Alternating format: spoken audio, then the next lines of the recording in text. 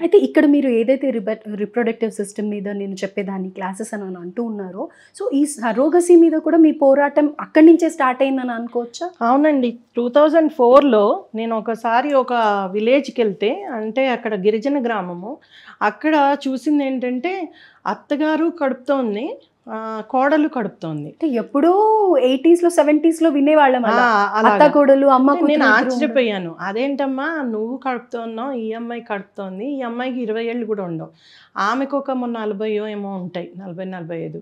ఏంటంటే పిల్లల్ని కానీ ఇచ్చేస్తామన్నారు. హ్మ్. అంటే ఎవరికిస్తారు? ఏం చేస్తారు? అని అన్నీ కనుక్కుంటే అది సరోగసీ. అసలు సరోగసీ ఉంటుంది, ఇలా చేస్తున్నారు అనేది నాకు తెలీదు. అక్కడున్న ఒక నటోరియస్ డాక్టరు ఒక నర్సింగ్ హోమ్ నడిపే ఆయన ఈ పనులన్నీ చేసేవాడు. పిల్లల్ని అమ్మేవాడు, పిల్లల్ని కొనేవాడు, అమ్మేవాడు. తర్వాత ఇలాగ వీళ్ళకి కొంత డబ్బిచ్చి వాళ్ళకి ఫ్రీ మందులు ఇస్తున్నాం, మీరు కనండి అనేసేసి కనిపించేవాళ్ళు. సో చాలా బాధ అనిపించింది నాకు. ఎందుకంటే వాళ్ళు ఇద్దరూ లేవలేకపోతున్నారు. ఇంకా పిల్లలు ఉన్నారా ఇంట్లో, తిండి పెట్టేవాళ్ళు కూడా లేరు. అమ్మ లేవలేక వంట చేయలేదు ఇవాళ అని చెప్తే నేను చాలా బాధపడ్డాను. మరి ఎంత వస్తాయమ్మా అంటే 10,000 అన్నారు ఆ రోజుల్లో. ఓహ్! 10,000 ఇది ఏ ఇయర్‌లో అనుకోవచ్చు? 2004 అండి. 2004 ఓకే. సో అంటే 10,000కి నువ్వు 9 నెలలు మోస్తున్నావా అంటే అన్న తర్వాత బాగానే ఉంటుంది ఆరోగ్యం అంటే ఉండదమ్మా, చాలా ఇంజెక్షన్లు ఇస్తున్నారు. ఇంజెక్షన్లు ఇస్తారు. న్యాచురల్లీ కాదు, కదా. ఇంజెక్షన్లు ఇవ్వకుండానే ఒక డెలివరీ అయిపోయిన తర్వాత పోస్ట్ పార్టమ్ డిప్రెషన్ అని చెప్పి ఆ బాడీ చేంజెస్, హార్మోనల్ చేంజెస్ చాలా ఉంటూ ఉంటాయి. మామూలుగా ఒక పైగా వీళ్ళకి ఏంటంటే ఆఫ్టర్ ఆ డెలివరీ అయ్యాక ఇంకా అసలు పట్టించుకోరు. అది కూడా ఉంటుంది. వీళ్ళని ఏంటంటే అప్పటిదాకా వాడుకోవడమే, ఒక మెషిన్ వాడుకున్నట్లు. వీళ్ళు కూడా 10,000 కోసం. అంటే ఇలా ఎన్ని సార్లు చేసింది ఆ అమ్మాయి అయితే వాళ్ళ అత్త చెప్తోంది 5వ సారో ఏమో అని. నేను షాక్ అయిపోయాను. ఏంటిది, వెంటనే నేను డిఎంఎండ్హెచ్ఓ గారిని అలానే అడిగితే ఏమోనండి ఇలాంటివన్నీ మాకేం తెలియదు అన్నారు. దాని మీద అప్పుడు సరైన లా కూడా లేదు, అప్పుడు చట్టం కూడా రాలేదు దాని మీద. అయితే మ్యామ్ ఇక్కడ ఇప్పుడు మీరు చెప్పేది ఒక స్లమ్‌లో జరిగిన ఇష్యూ విలేజ్లో, విలేజ్ గిరిజన గ్రామం అది, దాంట్లో జరుగుతున్న అంశం. అలాంటిది తర్వాత మనము హాస్టల్స్ లాగా పెట్టి ఉమెన్ని తీసుకొచ్చి హాస్టల్స్ పెట్టి దాని మీద ఫైట్ చేసి చాలా వరకు బయటపడ్డాయి. ఆ ఉమెన్ని రెస్క్యూ చేశారు. తర్వాత ఈ పేరెంట్స్ ఎవరైతే ఇలా సరోగసీకి వస్తారో వాళ్ళ డీటెయిల్స్ ఏమైనా తెలియటం కానీ లేకపోతే వాళ్ళకి వీళ్ళ నుంచి వస్తున్నారు బేబీస్ అనేది తెలుస్తుందా? ఏమి కాంటాక్ట్ ఇద్దరికి ఎవరి గురించి ఇన్ఫర్మేషన్ ఉండదు. కానీ మరి మేడం అంటారు కదా మధ్యవర్తులే అంతా, మధ్యవర్తులే. యాక్చువల్లీ వాళ్ళు 1.5 lakh, 1 lakh, 2 lakhs తీసుకుంటారు పేరెంట్స్ నుంచి. ఎందుకంటే మెడిసిన్కి, డెలివరీకి, తర్వాత వీళ్ళకి ఇవ్వాలి అనేసి. వీళ్ళకి ఇచ్చేది 10,000, 20,000. తర్వాత నా దగ్గర ఒక కేసు వచ్చింది. నేను ఇలాగనే టీవీలో అప్పుడప్పుడు షోస్లో మాట్లాడుతూ ఉండేదాన్ని.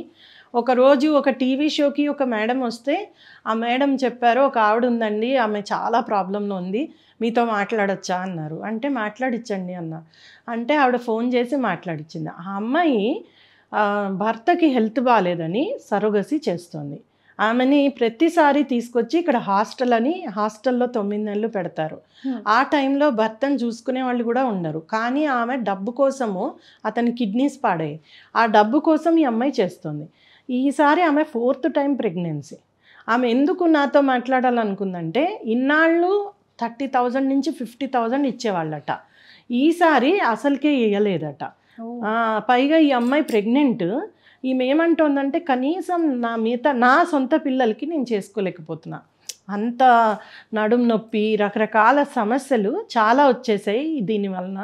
మరి ఆ పుట్టే బేబీస్ హెల్తీగా ఉంటారా? డెఫినెట్గా హెల్తీగా ఉంటారు. ఎందుకు హెల్తీగా ఉంటారు అంటే మంచి వీళ్ళకి హాస్టల్లో ఫుడ్డు, వీళ్ళకి కావాల్సినవన్నీ, అందుకనే కదా అవన్నీ చేసేది. సో దట్ చేస్తేనే తర్వాత పిల్లలు బాగుంటారు అని. అలానే అన్నీ చూస్తారు. అన్ఎక్స్పెక్టెడ్గా ఏదన్నా అవుతే ఏం చేయలేము, అవుతూ ఉంటాయి. ఎందుకంటే ఇవన్నీ కూడా ఆర్టిఫిషియల్ దీని వలన చేస్తారు కదా, ఏఆర్టీ అంటారు, ఆర్టిఫిషియల్ రీప్రొడక్టివ్ టెక్నాలజీ, ఐవీఎఫ్ లేకపోతే ఇన్విట్రో ఫర్టిలైజేషన్, వీటన్నిటి వలన చేస్తారు. కాబట్టి ఒక్కొక్కసారి 50% ఛాన్సెస్ ఉంటాయి, 50% ఉండవు. సో అది కూడా ఒక ఇష్యూనే. కంపల్సరీ అంతా బాగుండాలి అనేది ఉండదు.